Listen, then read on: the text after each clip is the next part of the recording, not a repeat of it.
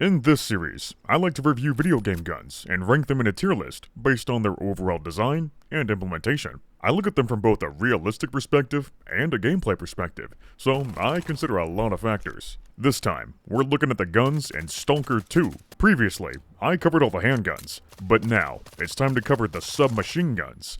Let's see how well these guns can hold up against the scrutiny test. First up is the iconic MAC-10. In Stalker, it's called the Gordon, which is a pretty clever rename. It's named after Gordon Ingram, the guy who made the MAC-10. The Gordon looks just like the MAC-10. The only big difference is that they swapped out the rear peep sight for an open notch sight, but I think that's perfectly fine. A lot of games tend to change up iron sights for the sake of gameplay. Peep sights are good for long-range precision, but up close, they can obscure your target and field of view. The MAC-10 peep sights especially are mega balls. The peep itself is already small, which would be fine, but the front sight is so damn thick that you can't see jack shit. On the other hand, open sights aren't very good for long-range precision, but they are good for close-range target acquisition. So, ironically enough, I'd say the video game Gordon has better sights than the real-life MAC-10.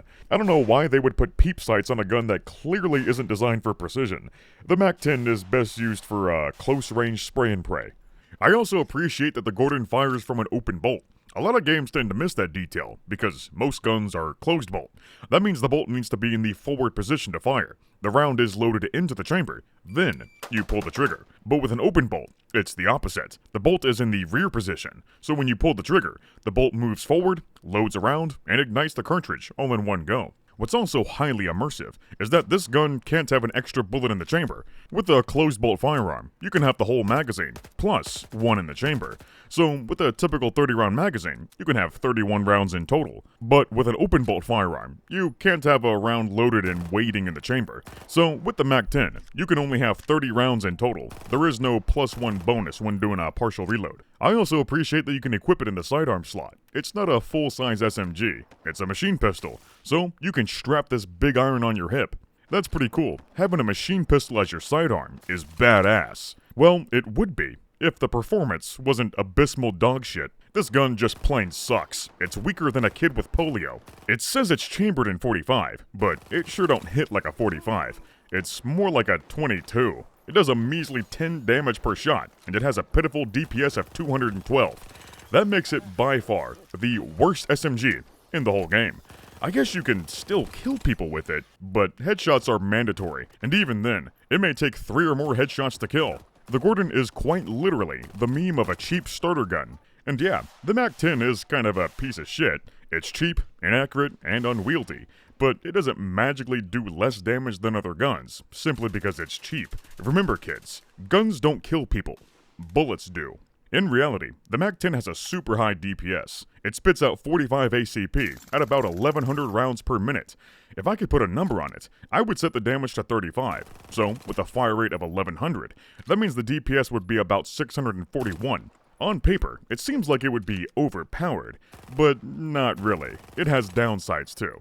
The MAC-10 isn't very ergonomic. It's hard to control, especially without a stock, and that's how it turns out in Stalker. It's got quite a bit of recoil to it. You can't reliably hit a target in full auto. It tends to spew bullets all over the place, which is pretty realistic, but I think the firing animation should be more visceral.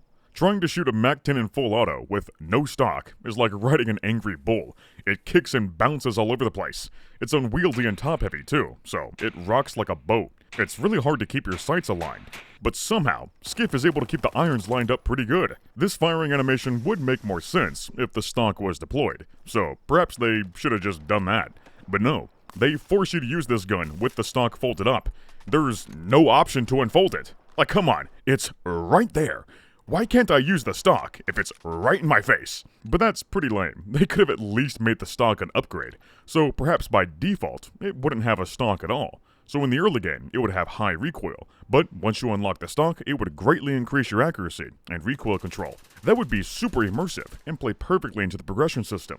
But no. Instead, they gave us the foldable stock without the ability to unfold it. As a result, my balls are blue, and this gun is useless. It's also disappointing that it doesn't have the unique MAC-10 suppressor. You can slap a generic suppressor on there, and sure, I guess that works, but it would be a lot cooler if they had the iconic dummy thick suppressor. It would be even cooler if you could mount a scope on top of it. That shit's fucking hilarious. Another quirk with the Gordon is that it shoots faster than its real-life counterpart. The real MAC-10 chambered in .45 shoots at about 1,100 rounds per minute, but Stalker's Gordon shoots at 1,333 rounds per minute. It's a really weird number. Now, it is entirely possible to increase the fire rate by modifying the gun, or by using a suppressor, but that's not the case in Stalker. In a bone stock configuration, the Gordon shoots way faster than it should. A faster fire rate should be an upgrade, not the default. Now, this fire rate would be more accurate if it were shooting 9mm or 380, because those variants do shoot faster, but no, this one is chambered in .45. If you combine the fast fire rate with the low damage, it seems like they base the performance on the 380 Mac 11. They really ought to make up their minds on what caliber it's trying to be. Or better yet, just give us the option for every single one. It doesn't help that the durability is lower than average. It's a little over 1,000, which is higher than the other pistols, but it's the absolute worst out of all the SMGs. If you combine the low damage with the blistering fire rate, it wears out super quick because it takes so many damn bullets to kill people. This thing can easily go from 100 to 0 durability after just a couple firefights. So basically, you can't get through a single mission without this thing turning into a useless paperweight. I do like the jam animation itself though. It's a typical failure to eject. But the way to clear it is unique from the other guns, seeing as it's open bolt. When you rack the bolt, the casing still doesn't eject properly, so you gotta tilt the gun over and fling it out. That's pretty damn immersive. That's exactly how you gotta clear a MAC-10. I don't necessarily mind the durability being lower than the other SMGs. It's not like the MAC-10 is known for being high quality, but it's not like it's unreliable either. It's a pretty simple design, and that's not counting my shitty MP5A3 clone. This thing is a hunk of junk, but the real MAC-10 should run just fine. I think the problem is that all the guns have low durability in general. All around, the balancing in Stalker 2 isn't that great. A lot of guns need their numbers adjusted, but the Gordon especially really stands out for being the most useless piece of shit in the entire game.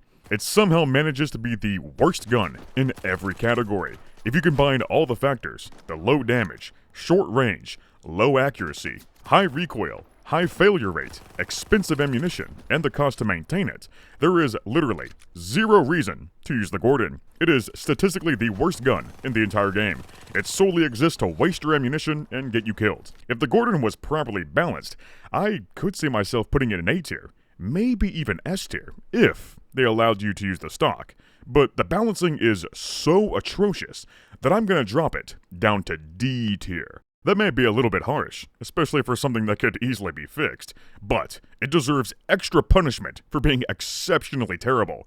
Plus, I just wanted to put something in D tier, so it's not empty. Before we move on to the next gun, I want to address a very important topic. There's a whole bunch of guns in Stalker, but you know what's sorely missing? That's right, tanks and armored vehicles. So, to fill that gap, we have today's sponsor, Warthunder. Warthunder is by far the most comprehensive vehicular combat game ever made. There's over 2,500 war machines. There's tanks, planes, and warships from just about every time period and every country that you can think of. The models are extremely accurate too. They're so accurate, it's almost like these guys have access to the blueprints of every vehicle. My favorite part about Warthunder has got to be the locational damage. Just like in real life, every vehicle has weak points, and the best way to take them out is by shooting the weak points. If you shoot heavy armor at the wrong angle, your shot will glance off and do barely any damage. But if you hit them in the right spot, the shot will go through and take out the whole crew. It's so immersive, and it rewards you for having knowledge and skill. So, if you're a big fan of military vehicles and realistic gameplay, then Warthunder is the perfect game for you. Warthunder is entirely free to play, and you can download it right now by using my links in the description. It's available on PC, consoles, and mobile devices too. So, that means you can play Warthunder 24/7, no matter where you are. Even better, all new and returning players on PC and console who use my link will get a massive bonus pack that includes a bunch of silver and 7 days of our premium account. Another tiny SMG is the OTS-02 Kiparis, or the Buket S2 as they call it in Stalker. Apparently, it's pronounced Buket, which translates to bouquet in English, but I'm just gonna call it the Bucket because it sounds funnier. And before anyone says it, no, this is not a Scorpion. I know they may look similar, but the Kiparis is totally different. The reason why it looks like a Scorpion is because it's basically just a Russian copy of the Czech Scorpion. But when you think about it, it probably would make more sense for them to include the Scorpion, because the Scorpion is very common, while the Kiparis is extremely obscure.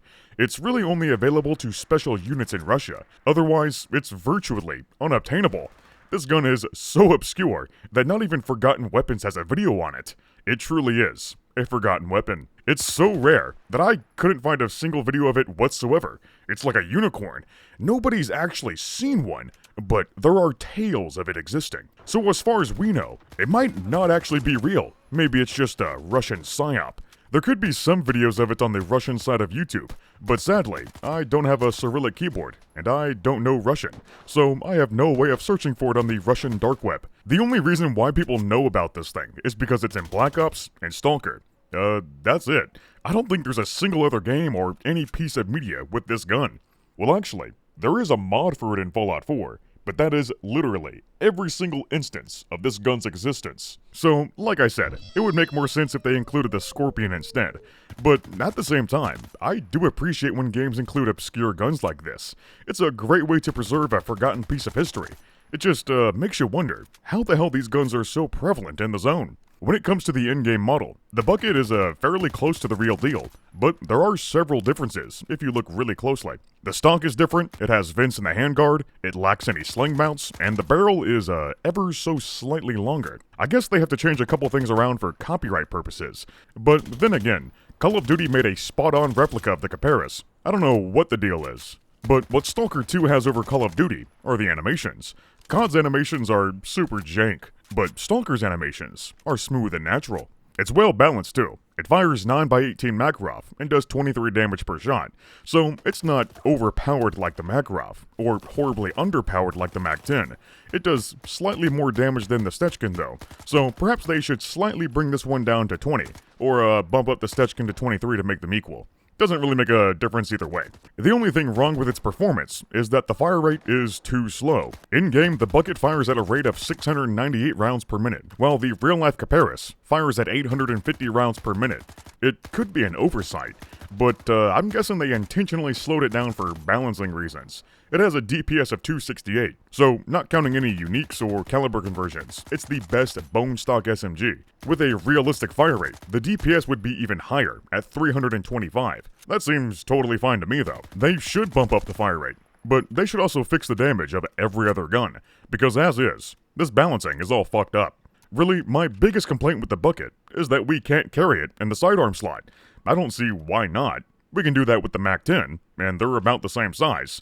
It's not like the stock is getting in the way, because it's a folding stock. You could most certainly fold it up and shove it in your pants. It would also be pretty neat if the equip animation showed Skiff unfolding the stock as he takes it out. That's pretty much it for the Buket, just a couple tiny nitpicks. Overall, they did a great job. I say the Buket deserves a spot in the A tier. Next, we have the legendary MP5, or the Viper 5, as they call it in Stalker. It looks to be based on the MP5A3 specifically, with the wide handguard and retractable stock. It's not a terrible representation, but I can't say it's very good either. There's a lot of differences that low-key bug the hell out of me.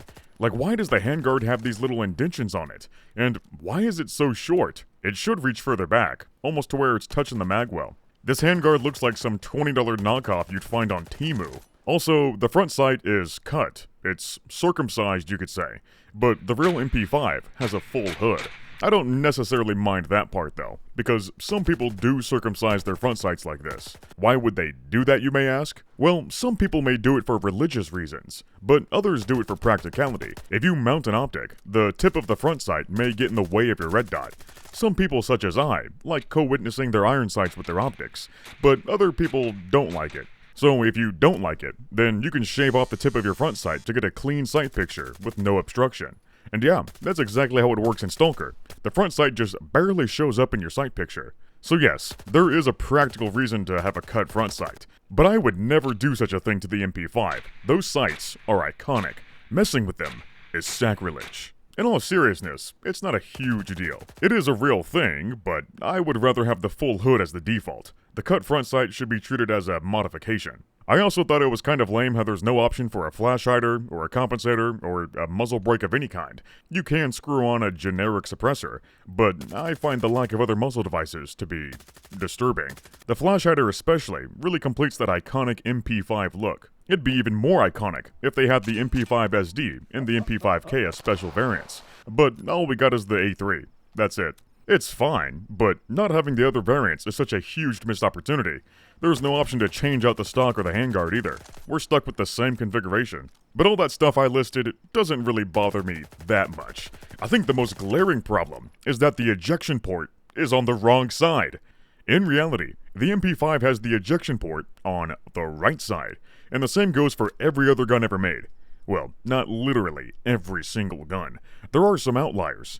But for the most part, guns are built with right-sided ejection ports, because 90% of people in the world are right-handed. That way, the shells eject away from your face and away from your support arm.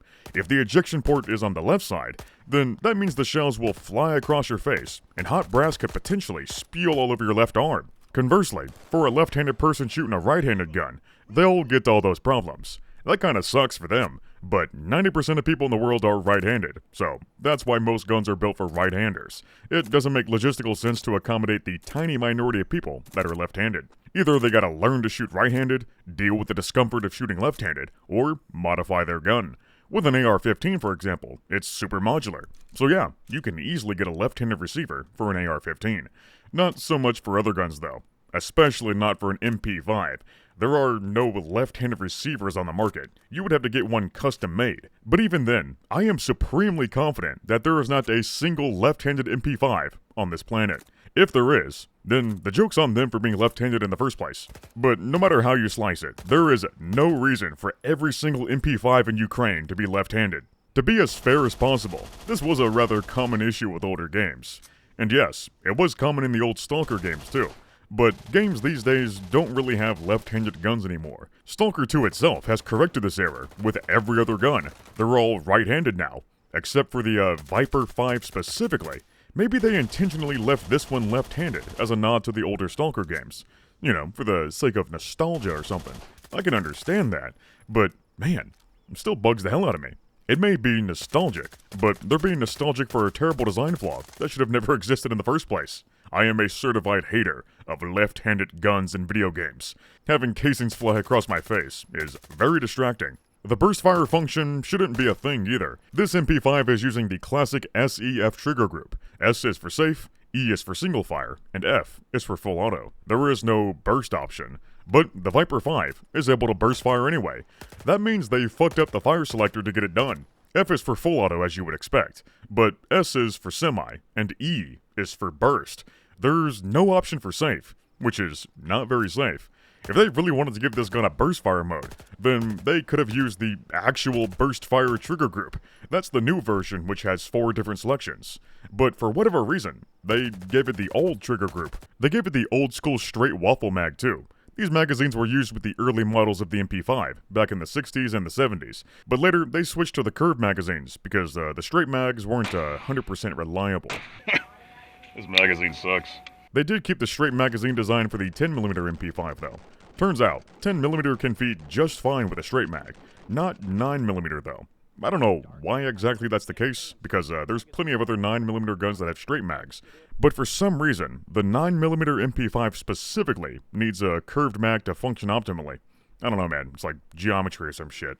I even bought the straight mag myself to test this theory. In my experience, I had 0 problems with the curved mags.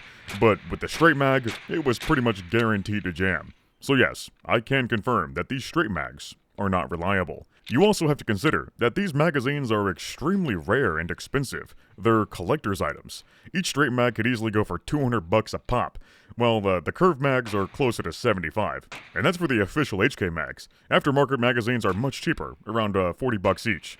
So the curved magazines are more reliable, widely available, and more affordable. There is no reason to use the straight magazines, unless you just like the classic aesthetic and want to flex on all the broke boys. You may get more jams, but the flex is totally worth it. I wouldn't mind it too much if it was an optional attachment, but it's not. Every single Viper magazine in the zone is a straight mag. There's not a single curved magazine in circulation. Jeez, no wonder why the straight magazines are so damn expensive. The Ukrainians are hogging all of them. In all seriousness, I think the curved magazine should be the default, while the straight magazine should be saved for the 10mm conversion. Well actually, there is no 10mm conversion. Instead, it's a 45 ACP conversion. But that's not right either. There's no such thing as a 45 caliber MP5. Well, at least, there's no official 45 caliber MP5 made by HK. that doesn't stop any wild gunsmiths from making their own conversion. I looked it up, and turns out, yes, there is a mad lad out there that made a 45 caliber MP5, and yes, it does use a straight magazine. Not the MP5 waffle mag though. It uses M3 grease gun magazines, which is pretty funny. So I don't necessarily mind the 45 caliber conversion. It is very weird, but it is possible. However, I would much rather have the official 10mm conversion, because 10mm is epic. I can see why they didn't do that though. There's not a single 10mm gun in this game, and from a gameplay perspective, it doesn't make much sense to introduce a new ammo type if there's only one gun that uses it, especially if it's only used by one gun with a very specific modification. They would have to introduce a couple other guns chambered in 10mm for it to be worthwhile. So yeah, they could certainly do that. A 10mm P220 in particular would be awesome. They could also introduce a 10mm conversion for the 1911 and the Vector. Seeing as 10mm is the ultimate GigaChad pistol round, these conversions should be treated as mid to late game upgrades, and 10mm should be relatively expensive, so it wouldn't be cheap or easy to obtain, but the performance would make up for it. Turns out, this particular magazine ain't the only one that's problematic. This 50-round drum magazine is underloaded with 40 rounds. I don't know why they would artificially nerf the capacity. Maybe for some silly balancing reasons. But if they really wanted a 40-round magazine, then they could have used the real 40-round MP5 magazine. Like, what's the point in modeling a 50-round drum magazine just to nerf it to 40? That doesn't make any sense. Just use the 40-round magazine then. Or better yet, give us both. At the very least, the reload ain't too bad. Skiff locks the bolt to the rear, hits the paddle, takes out the old mag, inserts a new mag, and then slaps the charging handle. Now that is a textbook example of how to reload an MP5. Well, almost. The only part wrong here is the angle in which he hits the charging handle. It looks like he's smacking it straight forward, but you have to slap it at more of a downward angle to send it home. The bolt is locked into that groove, so if you slap it at the wrong angle, it won't budge. And it low-key kind of hurts if you do it the wrong way. It's like punching a brick wall. I found it's best to tilt the gun over a little bit to get that perfect slap angle. You gotta make sure to slap it down and out of that groove. Besides that, I love the slight bit of human error on the reload. When Skiff inserts a new mag, he slightly misses the mag well, then makes an adjustment. I really appreciate when games do this. That shit is hella immersive. You aren't always gonna slide the mag in perfectly. Sometimes you gotta make little adjustments. The jam animation is rather typical. Well, except for the fact that it's got a left-sided ejection port, but you know what I mean. It's a typical stovepipe. Ain't nothing wrong with it, but for an MP5, I think they should do something more unique. During this particular range trip, I was having failures to feed and failures to go into battery, all thanks to the waffle mag, of course. Like I said, the curved mags worked flawlessly. Either way, I never had any stovepipes like what you see in Stalker, so it would be really cool if they gave it a unique jam like this, but I can see why they kept it simple, cause dealing with other types of malfunctions can be annoying as hell. The Viper is a pretty smooth shooter. There's not much recoil to it, which is exactly how the MP5 performs. Or actually, I would say the real-life MP5 has even less recoil. That's thanks to its roller-delayed mechanism. I don't know how exactly it works, but thanks to German space magic, this 9mm SMG has the recoil impulse of a .22. So I think they should reduce the recoil on the Viper even more. But Stalker 2 has high recoil across the board, probably for the sake of requiring the player to have skill. So when you compare the Viper to everything else, then yeah, the recoil is very minimal and easy to control. When it comes to the balancing, it's okay, but not perfect. The damage per shot on the Viper is 19, which is a tad low for a 9mm. I think they should increase it to 25 to match the Gambit. I'm not a big fan of nerfing automatics, simply because they have a faster fire rate. But at the very least, the automatic nerf on this one ain't too bad. Some other guns have it much worse.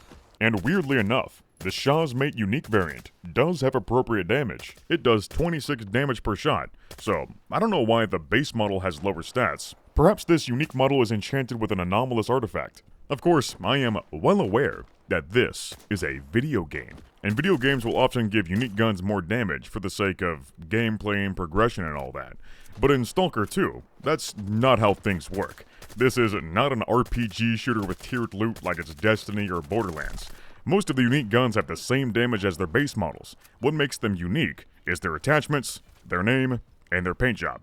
That's it. There are some unique guns that do more damage, but those are the outliers, not the rule. The rule is, guns do the same damage. There is no level scaling or rarity system, so they really need to follow their own rules here. The unique variants shouldn't get a damage buff, simply because they're a different color. The S.T.A.L.K.E.R can do even more damage with the 45 conversion. It's pretty good with 31 damage and 381 DPS. That makes it the most powerful SMG, by a long shot. I wouldn't necessarily call it overpowered though. Dare I say, it's actually a little bit underpowered. They should bump up the damage a little bit more. Seriously, this gun ain't overpowered. It's really good in the early game, but it starts to lag behind once you get in the late game. At this point, you pretty much have to use armor-piercing rifles to kill anyone.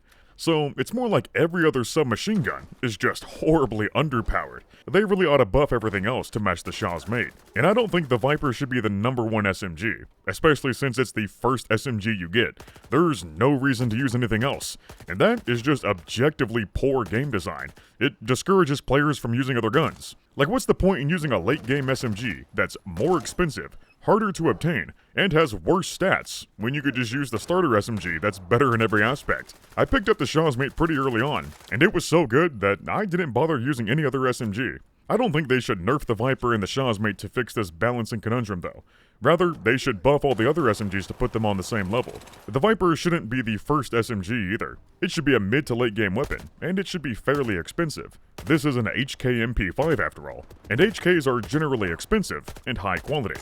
So to label it as a cheap starter weapon is absolutely slanderous.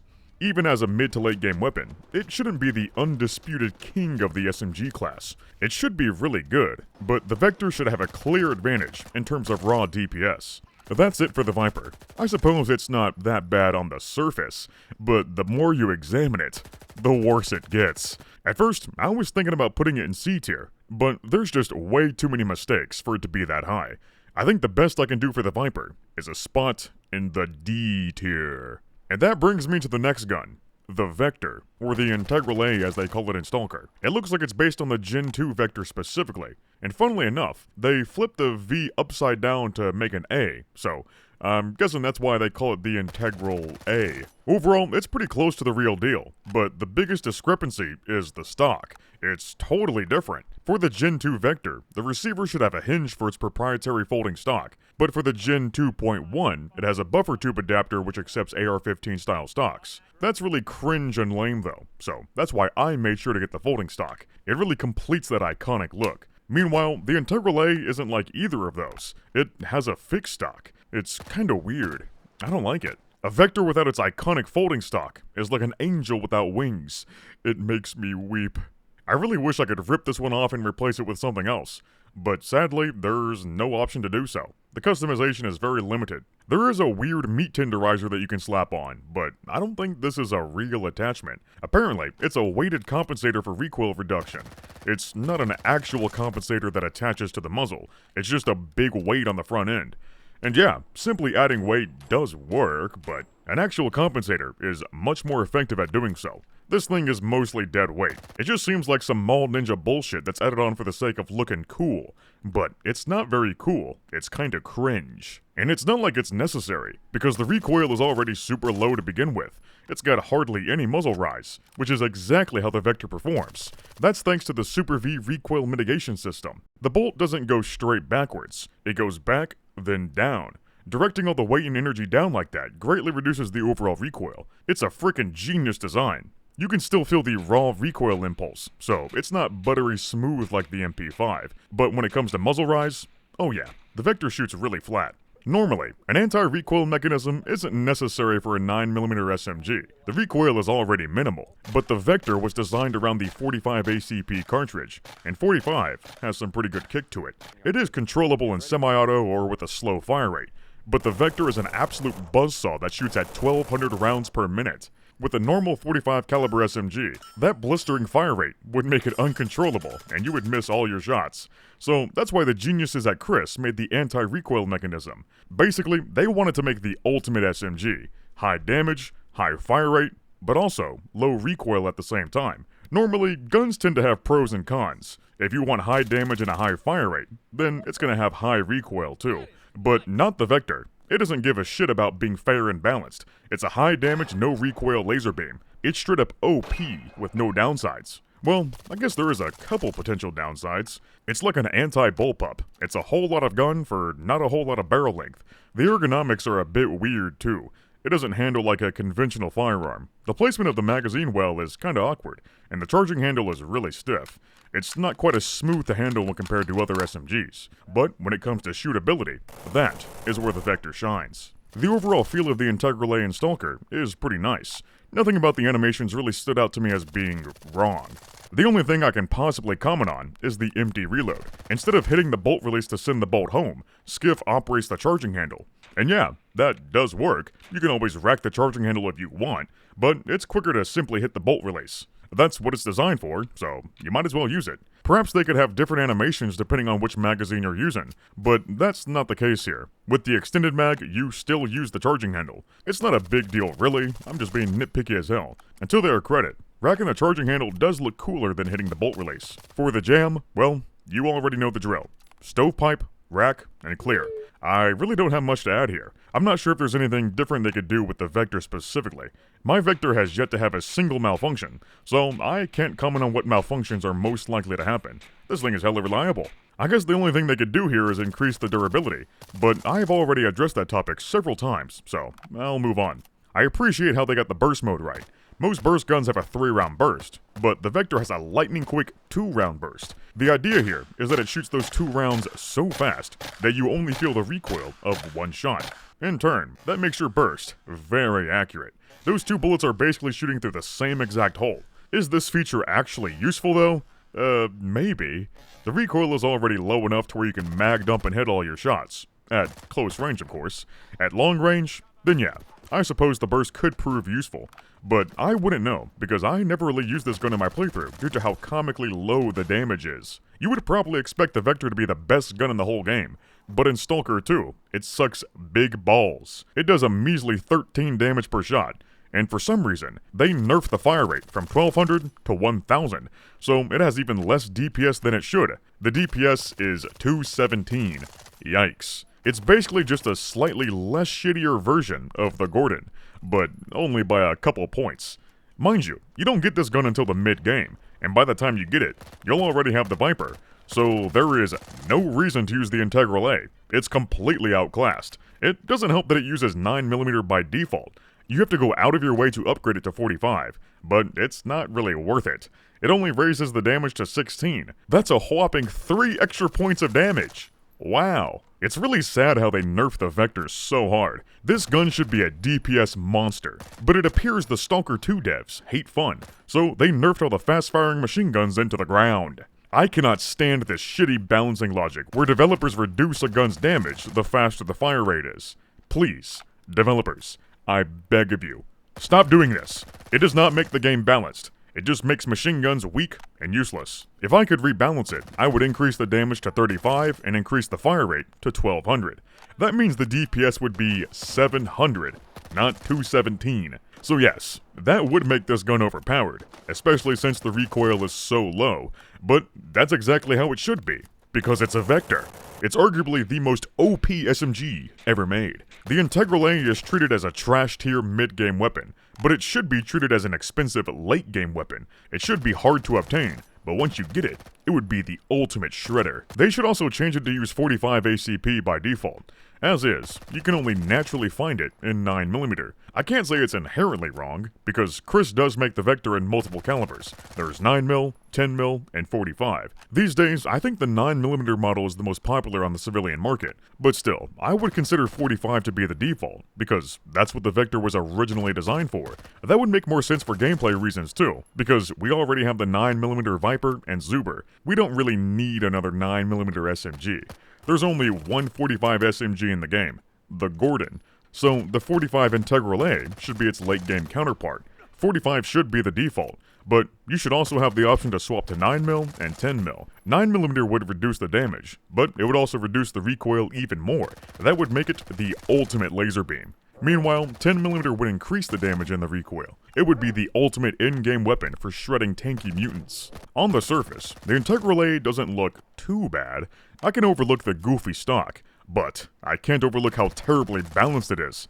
It should be the best SMG in the whole game, but ironically enough, it's the second worst. At the very least, it's more usable than the Gordon thanks to its low recoil. If the balancing was good, I would probably put the Integral A in A tier, but they disrespected my glorious Vector, so I'm gonna have to put this one in C tier for now. Hopefully, the Stalker 2 devs see this video and make a big balancing update, because right now, there's only a couple meta guns. The rest suck. The only reason why these shitty guns are even usable is because of how massive the headshot multiplier is. I think it's about a 5 times multiplier, so if you're really good at hitting headshots, then yeah, guns like the Gordon and the Integral can be lethal, but that's a big if. It's hard to hit anything in this game because of the god-awful input delay. It feels like I'm constantly dragging my mouse through molasses. Lastly, we have the iconic PP-19 Bizon. In Stalker 2, they call it the Zuber 19. Visually, there's not any huge discrepancies, just some minor changes. The holes in the handguard are a slightly different shape, and the grip and the muzzle look like aftermarket accessories, rather than the factory default. But that's super minor stuff. I don't really mind it. Visually, the Zuber looks okay. The animations are pretty solid too. Overall, the gun feels good to shoot. The reload is quite satisfying. But damn, perhaps it's a bit too smooth. Reloading the PP-19 can be a little bit difficult. Rocking in those big tube magazines requires perfect technique to do it in one smooth motion. More often than not, they're gonna have to make a slight adjustment to get it in there. But Skiff here is an absolute machine. He is the John Wick of Ukraine.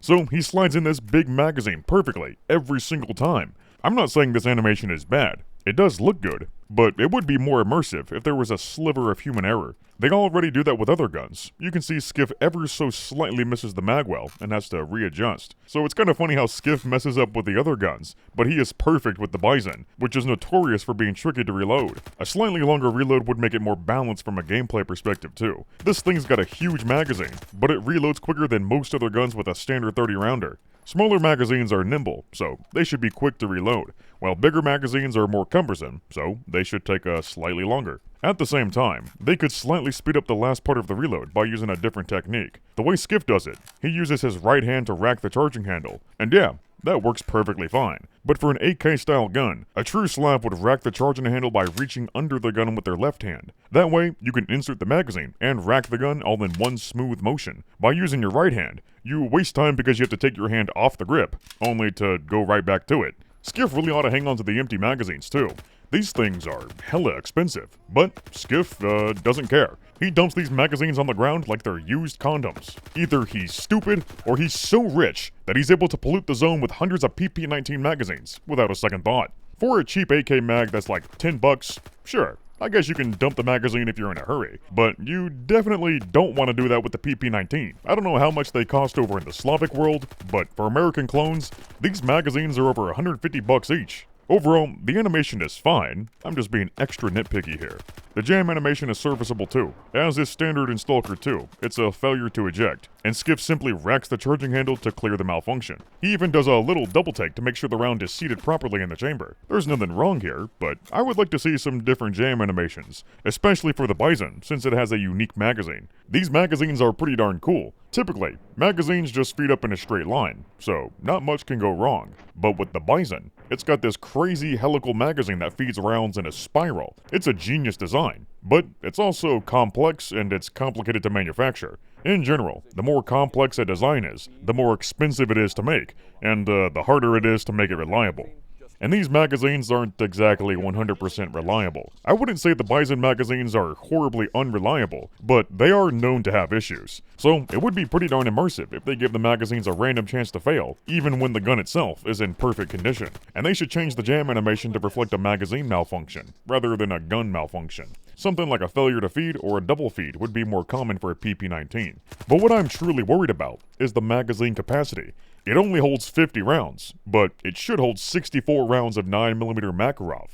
Well, turns out, the Zuber is chambered in 9mm Luger, not Makarov. It's confusing, I know. They're both 9mm, but they're completely different. Please, don't load a 9mm Makarov into a 9mm Luger, or vice versa. It may chamber and fire, but don't be surprised if your gun doesn't work afterward. At the same time, I can't say it's inherently wrong for the Zuber to be chambered in 9mm Luger, because the real-life PP-19 can be chambered in either Makarov or Luger. And when it comes to the Luger variant, the magazine holds 53 rounds, not 50, so I don't know why they artificially decreased it by 3 rounds. I guess the developer who worked on it purposely set it to 50 because they don't like odd numbers. I can somewhat understand that. When I set the volume on my TV, it can't be a weird number. Something like 53 just feels wrong. But an even 50, that is pleasing. But in all seriousness, they should increase the capacity to 53. They should also fix the capacity for the Makarov conversion. The capacity doesn't change, it's still 50, so they're robbing you of those extra 14 rounds. The only way to get an accurate capacity is to use the extended magazine, specifically with the Makarov conversion. Only then will your capacity be 64. But that goes for the Luger variant as well, which shouldn't be possible, because this so-called extended magazine isn't actually extended. It's the same size as the default. There's no extended magazine for the Bizon anyway, so this extended magazine attachment shouldn't even be an option. They should delete it entirely from the game. Or actually, they could keep it, but only use it for the Makarov conversion. Meanwhile, the Luger version would use the default mags. That was all extremely convoluted, I know, so I hope you guys know what I'm trying to say here. I also have to say, referring to the 9mm Makarov version as a conversion feels wrong.